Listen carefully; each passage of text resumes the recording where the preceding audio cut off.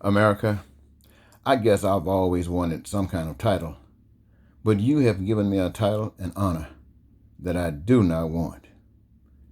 I do not want it. You have put me in a position to say that I am the greatest leader possible that you have ever had, and you are not ready for it. I just feel so sad that I'm in this position. You know, the only thing I want, I thought, was very simple. I want these things, and I know you want them too.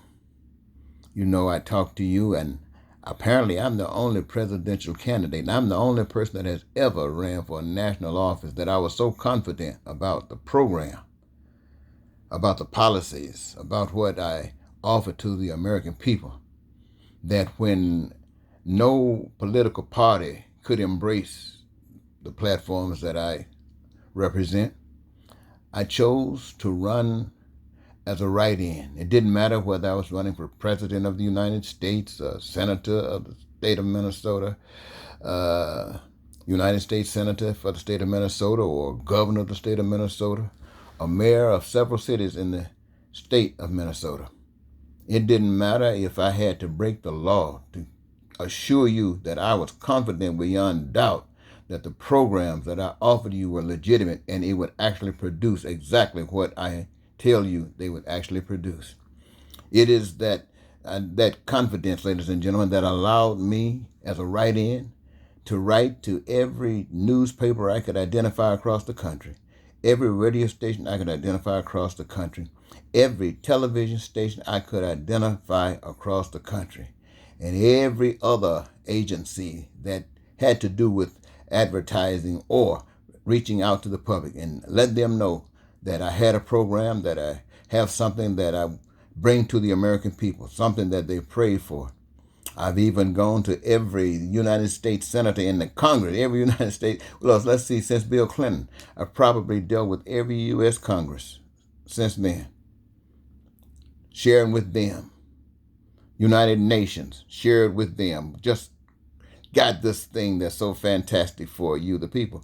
And some people might say, well, why do you try to reach all those different groups, those different media sources? Everybody else just go and pay the money.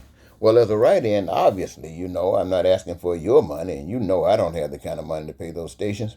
But because no other candidate running for any kind of office has ever been able to even articulate delivering to you, the people, the kinds of things that you truly want and desire and need, no, I had no doubt that any paper or any people that concerned about you or themselves anywhere in this country, if they got the information that there was somebody out here, they didn't even have to know who the person is, but if there was somebody out here who could address those concerns, you definitely want to know who that person is. You want to know how in the world can this person advocate for such things? How are he going to do it? All of these kinds of things, I thought everybody in the country, you know, would want to know how you going to do it, dude. And so I saw it as being the responsibility of every individual or every organization that has the wherewithal to notify the people about this concern would do it. I didn't think that, even though I know how it works, I didn't think they would allow the fact that they want money. Money? It's like, here are your dreams, and here I am ready to share with you how you can have them. And they say, well, I can't tell the people because you're not paying me. The people going to have to be blindsided, ignorant, because I'm not telling them anything. I don't care what you offer. I'm not telling them a thing. Man, that's cold. That's cold. That's like you, the people, don't mean anything as far as the media is concerned. All you mean is money. One while they said they were designed to keep you informed, to let you know the truth, to let you know. Now, why wouldn't the media, why wouldn't they let you know that there was a guy out here saying that there are some plans, if you implement them, you'll never be hungry, closely homeless again, that you'll never have to settle for the education that you have been dealt this far, that you never have to be denied health care. Why wouldn't every media source want to give you that information? Why wouldn't they want to tell you that here's someone that's coming with a program that say that will bring you peace and prosperity? Freedom to do what you want to do without having to worry about somebody writing a law telling you what you can do and what you can't do.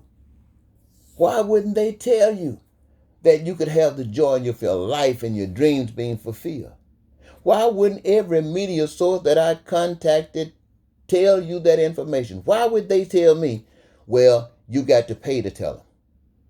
Well, if you can't pay, then go out and talk to them and ask them for their money, and you get the money, you come back and pay us, and we'll tell them. That's the dumbest thing I ever heard. But anyway, there was a newspaper. What we do, after we contact these newspapers, some of them will. And there was one newspaper in Nebraska, I can't think of the name of it at this time, and the hard drive that I had with that information on it, well, it's been destroyed several years ago. And the guy wrote in his newspaper that my problem with the American people is that I wanted more for them than they wanted for themselves. This reporter said, it was a dream come true, and people were not ready for a dream. That's why the media sources wouldn't engage you. That's why when I talked to all the presidents, letting them know that even though they were president, I wanted to talk with them and share some information with them that would be so beautiful to the people. And none of them paid any attention to that. Oh, man. Neither did the United States Senate. Well, yes, the Senate. Well, let's just say the whole Congress. United Nations, the churches, man. I've done everything I can because I see you praying. Now we got this terrible situation that we're enduring with right now, and we don't know what's going to happen tomorrow. And yet, all the people want to do is make money. Make money. The stores, the shelves are getting empty because they say they've gotten as much money as you had available. Now they're giving you money to spend so you can be in tax situation for the rest of your natural lives.